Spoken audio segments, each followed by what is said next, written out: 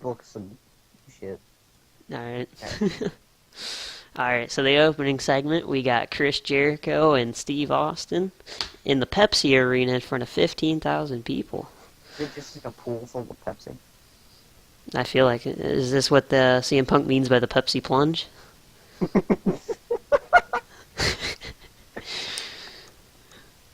You dive into a pool full of Pepsi? Alright, anyway, so Raw opens up with its usual pyro and bright lights, and the crowd's all hype. They all got their signs saying, like, Monday Night Jericho, stuff like that, because, you know, why not? So then Y2J's Titantron comes on the screen, you know. Everybody's, like, yelling. They're like, yeah, and boo, because heels. And then his Skype pooped. Alright. Let me call him back. Alright. So, yeah. Yeah, Your Skype pooped. Alright. So, this is what we deal with. So Jericho comes out, and he comes on the stage, you know, he's got his ponytail going, you know, he's flicking it around, he's got his 2 titles, his undisputed titles. 2 titles. And he's in the ring, you know, he's obviously going to put himself over, he's Chris Jericho. He says, welcome, ladies and gentlemen, to Raw is Jericho. And he says, to prove that I'm the greatest performer on the planet, I've brought out my list of holds again. And, everyone 1. who was, like, an old WCW fan will remember this, because, you know, he did this whole thing after Not even WCW fans, just wrestling fans in general.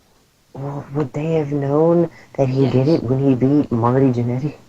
Yes.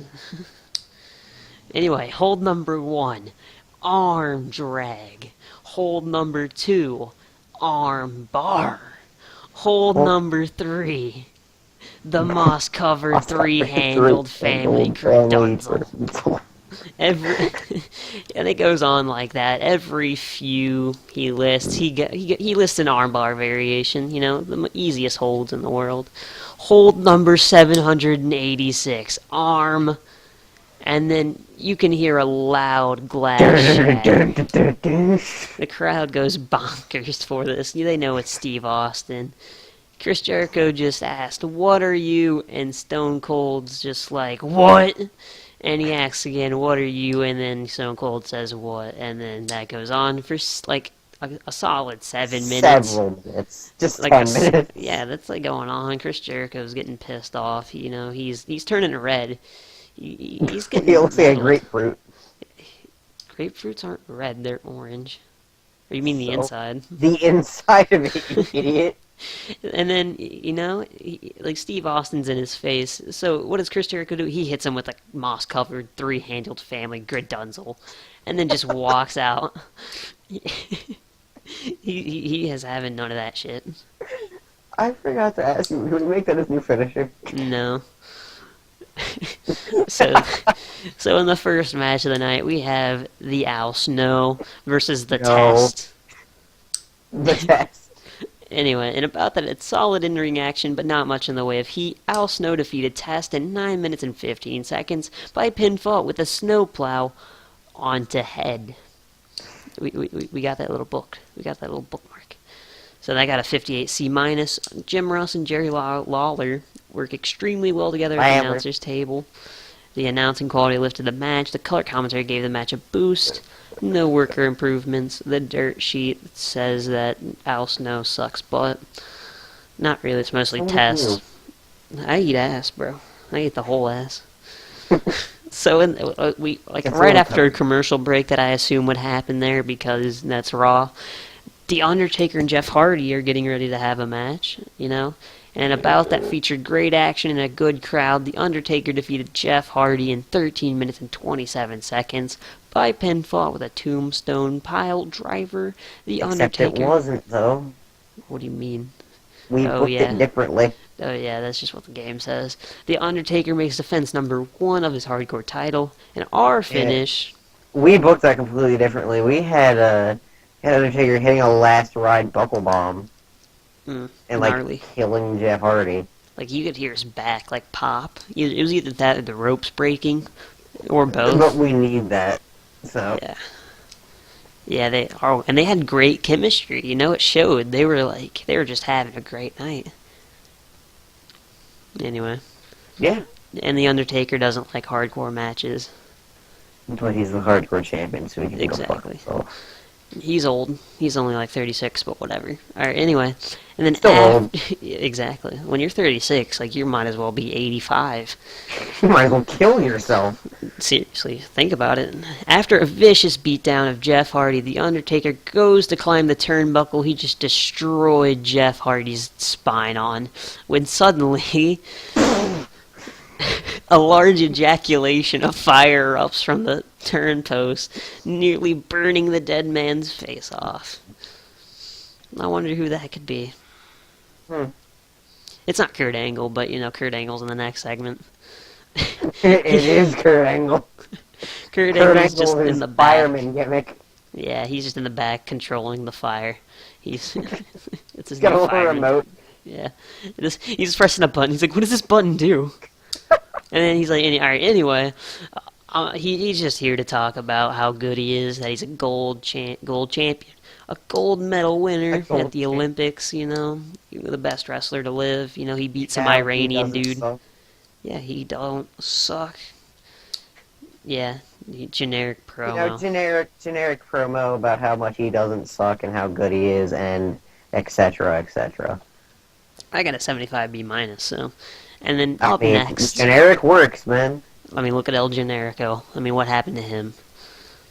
That worked, right? Yeah. Nice burp. So in the next match, we have Matt Hardy, the Hurricane, and Billy Kidman going at it in a three-way match. Alright, so in a match that had some good action, but not much in the way of heat, the Hurricane defeated Matt Hardy and Billy Kidman in 10-19 when the Hurricane defeated Billy Kidman with a vertebreaker after he hit Fat Hardy with a, what's Billy Kidman's finisher?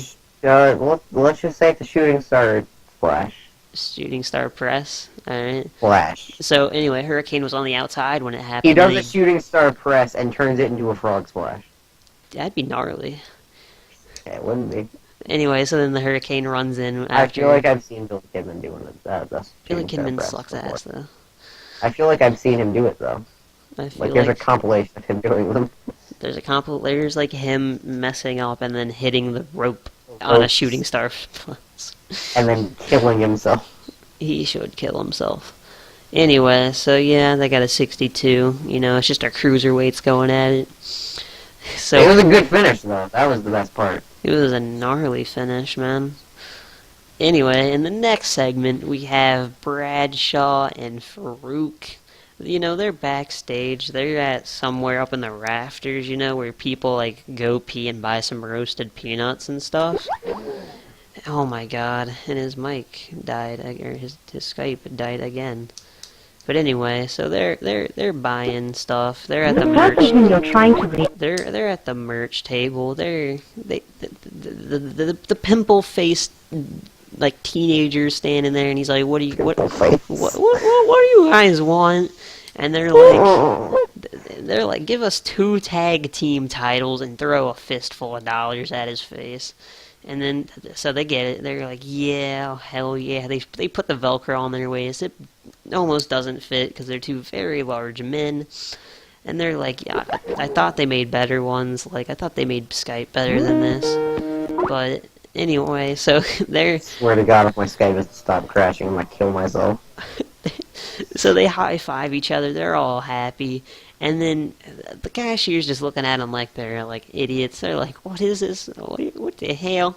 And then so Bradshaw hears him, and he looks at him, and then looks at Farouk, and then Farouk grabs him and then throws him into a clothesline from hell. And then Ron's like, "Damn." Yeah, and then that got a 53C minus. So you know, not very good. So then in the tag team action. You know, we had Teddy Long book this match, not really.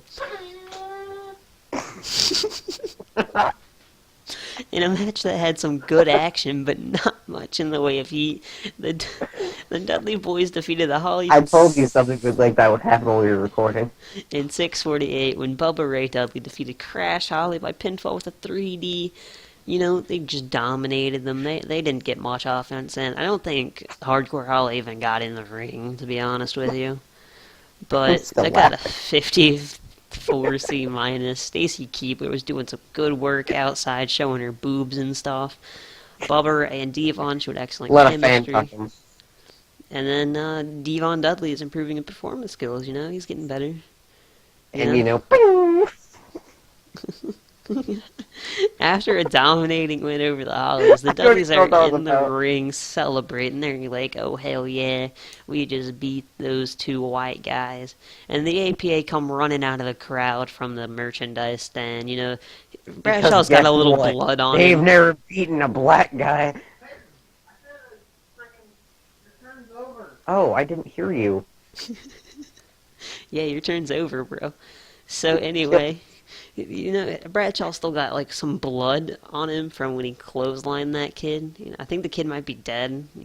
I mean, it may be like hours before someone finds him up there. But anyway, they're running down, and then they attack the Dudleys. They hit them with clotheslines. They start stomping them a new mud hole, and then they pick up the titles. Another one. Another one. Another one. They pick up the titles, the real ones this time, and they're like, these are ours, continue. and throw the fake titles, the fake titles on the ground, on the Dudleys, and then they run away with the real ones. Yeah, they just did the old switcheroo. And the old switcheroo. Old switcheroo. The old switcheroo. And anyway, in the next segment, Edge, he's in the ring. He doesn't have Christian anymore. They had a bad breakup, He almost had his head caved in. But he's in the ring holding the mic, and he's the Which we Intercontinental. just read up on. Yeah. we just now learned this. Character was. Yep. He has the mic and the title on his waist, and he says, I feel like the Intercontinental title should be all of the continents, including filthy Europe. My dear friend Christian holds the European title, which I feel should be mine. And then Christian comes out and he's like, you're stupid, Europe isn't a continent, it's a country. Thus meaning, this is my title, and you're gonna have to pry it from my cold dead hands. But, like, not actually dead because I don't want to die. And then he just leaves after that, He just leaves, like... Yeah, he just walks out. He leaves the arena. Yeah, he goes home. Like, he gets to Canada. Anyway, I got a 66 C+. And in the main event match, we have Steve Austin and Kurt Angle, having a match. Don't suck. Don't suck. And then Kurt Angle's going to have to prove that he doesn't suck in a match that had excellent in-ring action. Kurt Angle was pulling his technical stuff, and then Steve was doing, like, whatever Steve does. What does he do? Like, stunners and stuff? Like, I don't know what else he does. The really. only thing he does is stunners, actually. That's his only move. Yeah, he pretty much just stuns and kicks. Presses and punches and neck breakers. Other various brawler maneuvers because that's what gets you over. And Yeah. anyway, Kurt Angle defeats Steve Austin. He pulls out the upset, Everybody thought Steve was going to win, He's in contention for the title. Because, Kurt Angle doesn't suck, Yeah. but he sucks. He doesn't suck, but he sucks more than Steve. But anyway, so Steve Austin, he was looking at the entrance ramp because Chris Jericho came out and was talking mad trash. He was saying like he was bald and he looked like a thumb. A potato? He was saying all sorts of mean things. But Kurt Angle, he capitalized on this. He angle slammed him, and it locked in an ankle lock for the win because Steve Austin passed out. You know how he doesn't like tap out; he just passes out for some reason. Like I don't think he can take a lot of pain. Like I'm not sure why, but he just passes out, then starts bleeding too for some reason, just bleeding out of his eyes, looking like Bret Hart destroyed him again. Anyway, so yeah, that's what happens. And then I got an 82B. And overall, we got a 69C+. The feeling is we don't have enough interesting storylines, and this lost us popularity in 29 regions. Oh, what they don't know. They don't know talent. They don't know about Flavor Town. Not at all. They don't know about Apollo Dantes. He's a member of the Rudo faction Los Capos in CMLL. Anyway, yeah, so the Raw report says that it was the feedback has been pretty good, that people seem to have enjoyed the show, but they just don't feel like... They definitely did. We could see it, they were enjoying Chris Jericho. But then they say that we lost popularity, so I don't know. Anyway, yeah, that's the end of what is episode 2. Yeah. Do we have an outro? How are we gonna end this? We're just gonna end it like this. How long was that though? Like, should we keep going and do like SmackDown this week? This was 15 minutes. That's long enough. All right. So yeah, we're just gonna end it here. Kill yourselves. I know I might.